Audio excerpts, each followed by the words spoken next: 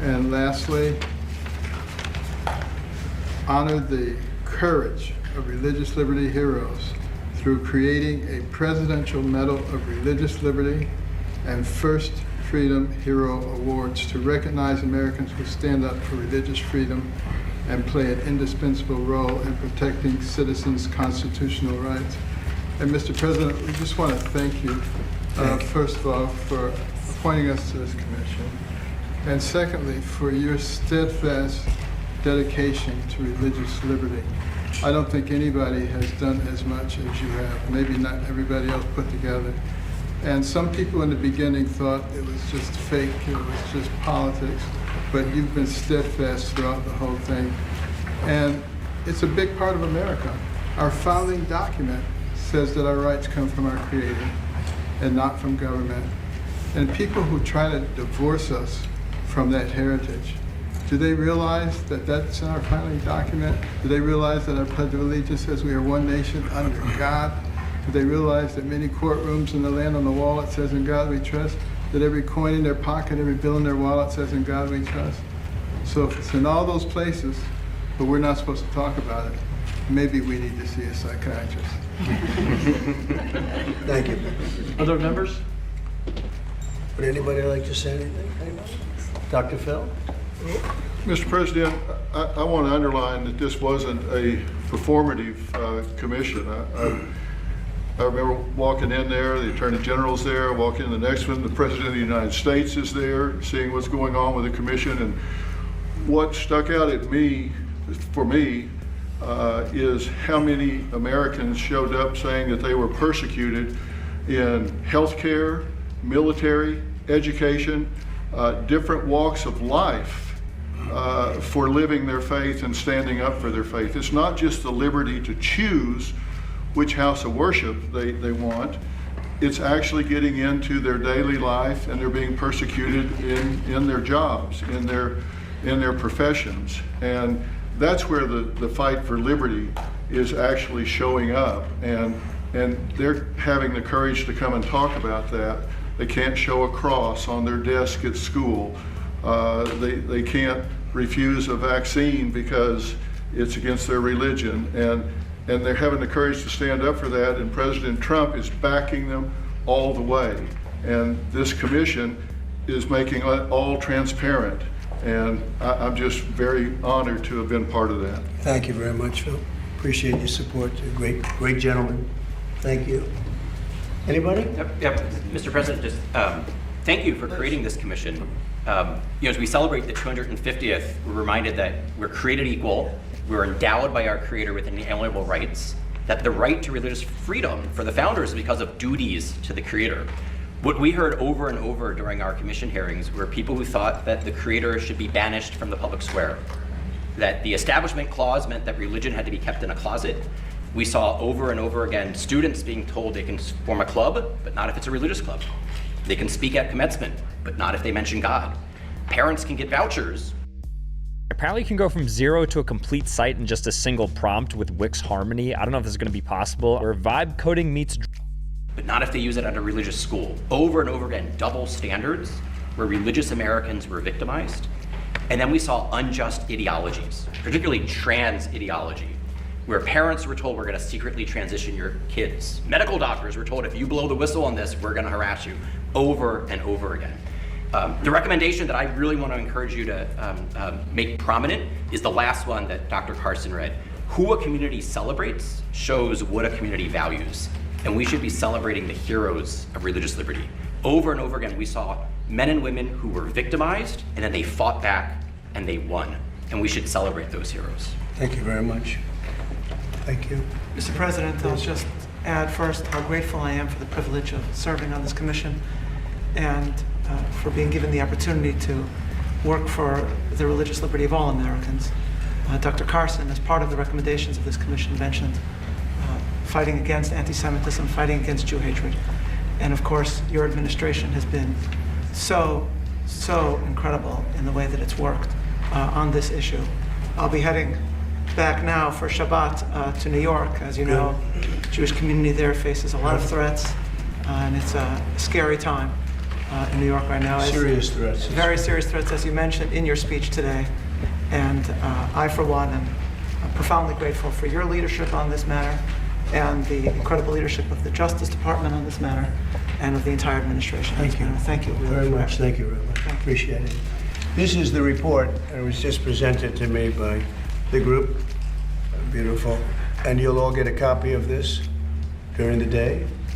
And you'll see it's quite a report. A lot of very important things in this report having to do with religion and actually some other topics also. But Is there anyone?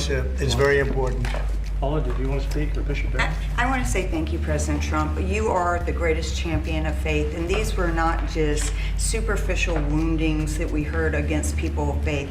They were egregious acts that were very difficult to even listen to, that you would think wouldn't happen in a country like ours, but they did to 4-year-olds, 6-year-olds, little children, to moms, dads, communities, the rejection, the pain, the trauma that was caused simply because of faith.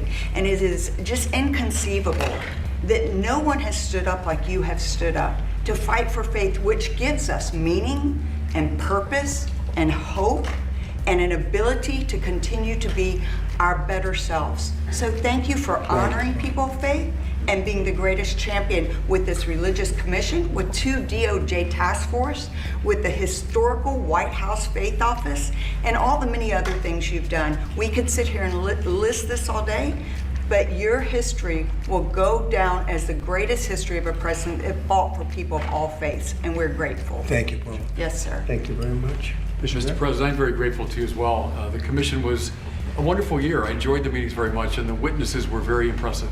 People that we heard. I'm struck as I stand in this historic place looking over the portrait of James Madison. We spent a lot of time talking about the First Amendment.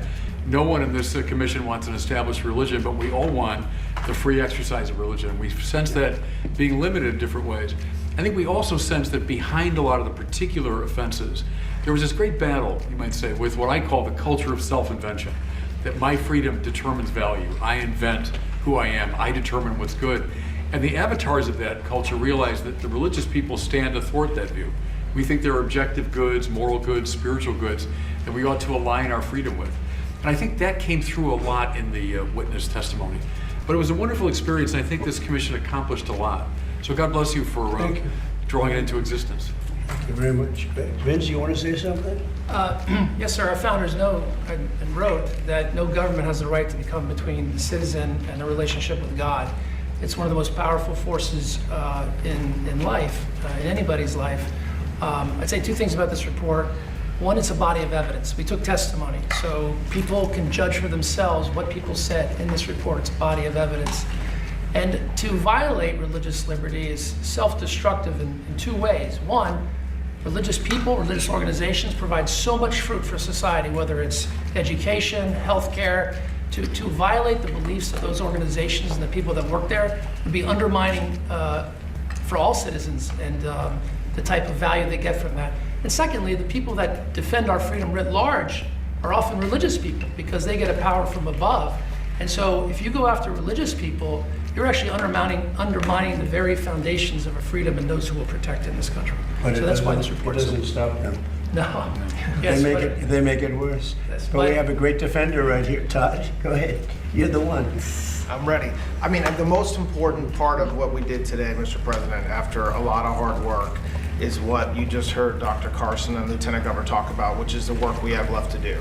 So we're not here saying, we're done. Yeah. We're here saying there's a lot of work left to do.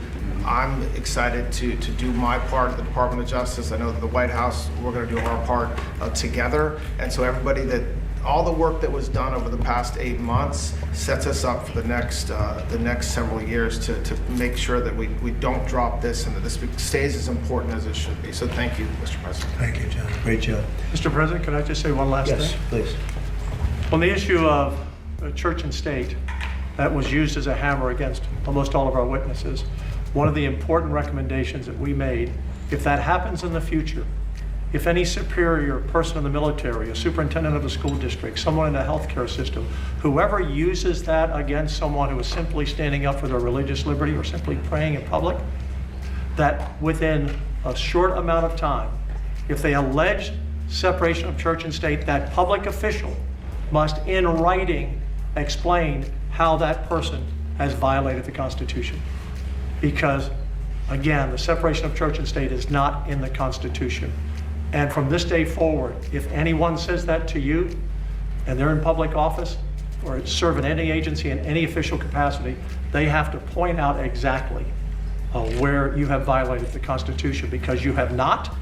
And from this day forward, that phrase should have no power over people of all faiths ever again in America. Thank you. Okay, how about a couple of quick questions? President, on Iran, Mr. President, you said that Iran violated the ceasefire. Will they face any consequences? You'll find out. Do you consider the ceasefire to still be in place? I don't like the fact that they took a shot yesterday, actually 4, we knocked down 3, at a ship. Not an Allied ship, but a ship, a very expensive ship. And it was fine, but it took a little beating. They shouldn't be doing that, so you'll find out. Will the U.S. You'll find out. Will the U.S. respond? What is your message to Will Iran? they respond? You're going to find out. Sir, why do you think they did that if the talks, you've said repeatedly they're going well? What do you think the motivation is for Iran in attacking a ship? They're a little bit different. That's why I think of it, 47 years, no president did what we're doing. So you just asked a question, you'll find out. Okay, I think we had enough. This is so important, I want to have it stand on its own. These people are incredible patriots. They're people of great respect and religion. They're among the most respected people in our country, and I just want to thank Dan and Ben and Todd and Vince and everybody for Paula, always Paula, because she's been here from the beginning. We have a White House office now on faith. Nobody thought that was going to happen. Never happened before. How will the findings of this commission change how the government operates going forward? Well, we're going to sell it. We're going to sell some of the things that we have. We have some incredible recommendations, but a recommendation doesn't mean anything. This group can sell, and that's what we're going to be doing. We're going to bring religion back even stronger. You know, religion's it's been a tremendous resurgence in our country. I have not seen anything like it. I hate to joke, but if this were a stock, it'd be very rich, because it has gone up like a rocket ship over the last year and a half. And I'm very honored to be sitting here. Maybe I had something to do with it. But they've made some very strong recommendations, and now we have to convince people to adhere by those regulations. Thank you very much. Yes. You know, I'm really happy that Donald Trump is actually bringing religion as a forefront in America, because religion does play a pivotal role in our society. I mean, that's just the God honest truth. Let's be honest, folks.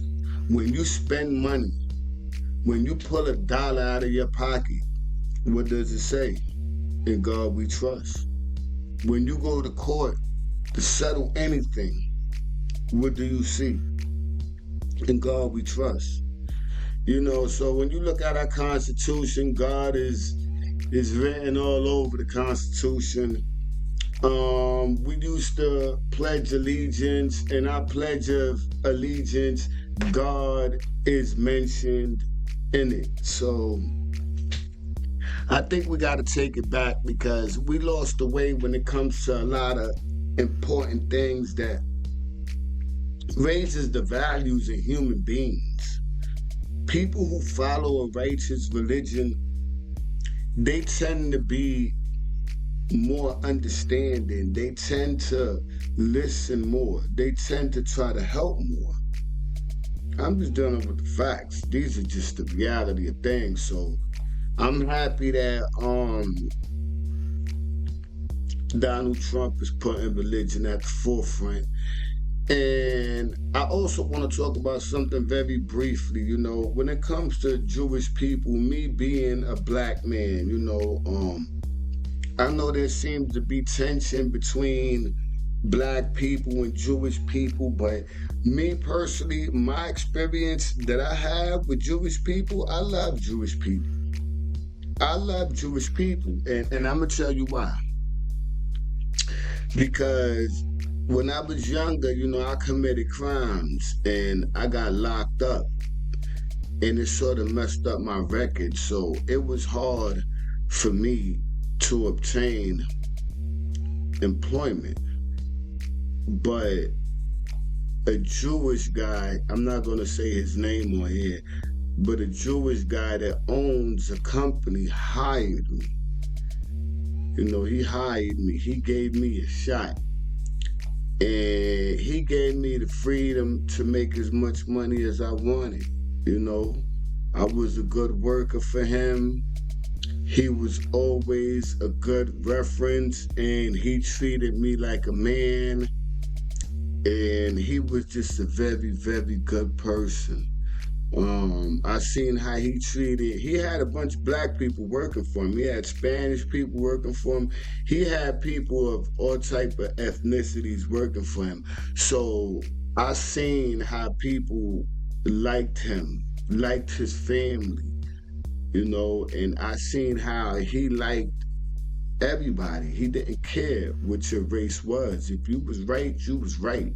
If you was wrong, you was wrong.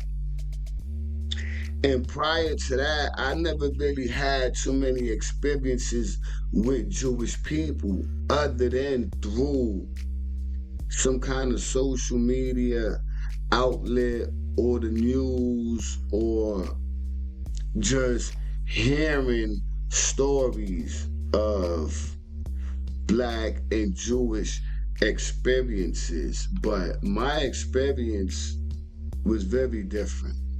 Very different. Jewish people are very good people. You have to get to know them. They will give you a chance. They give you a chance before a lot of these no good people. Because I really never seen too many black people working for no Islamic stores. You know what I mean? I haven't seen none of that. So, you know, I'm just going to be honest about everything that I speak about on my channel. My channel is going to be devoted a lot to Donald Trump and the Republican Party and things that are being done. Stay tuned, like the channel, subscribe, share the videos, and let's make America great again. I'm out of here. Enjoy your day, everybody.